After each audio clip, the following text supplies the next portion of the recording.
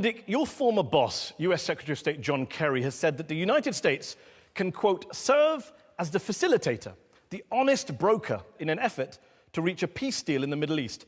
But given the US supports, funds, arms Israel, the occupying power, that's nonsense, isn't it? The United States has never been an innocent abroad, to quote the title of your book. It's never been an honest broker. Well, Maddie, first of all, thank you for having me. I would say that the United States is pro-Israel, and that's what gives it its influence in the peace process. And that's the heart of the matter. We are not neutral. We don't claim to be neutral. We have an alliance with Israel.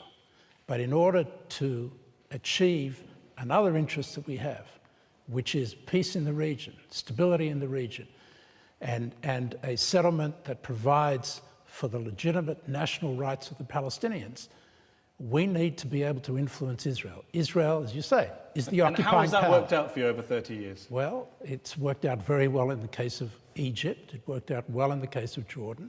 And we're still working at it in the case of the Palestinians. Most people, when they look at this subject, would say, you know, if you were going through problems with your wife, God forbid, and you had to get marriage counselling, would you ask your wife's best friend to do the counselling? Sure. Because you would. My wife's You're probably best the only man friend who would understand my wife, would know how to influence my wife. Absolutely. Seriously? Absolutely. You think that marriage counselling should be done by a party that's biased towards one side? We're not dealing with marriage counselling here. True. It's an analogy. It's a point that most people understand, that if you want to broker an agreement between two sides, you have to have some credibility with both sides. You can't be seen as Israel's lawyer. That is not a role that we should play.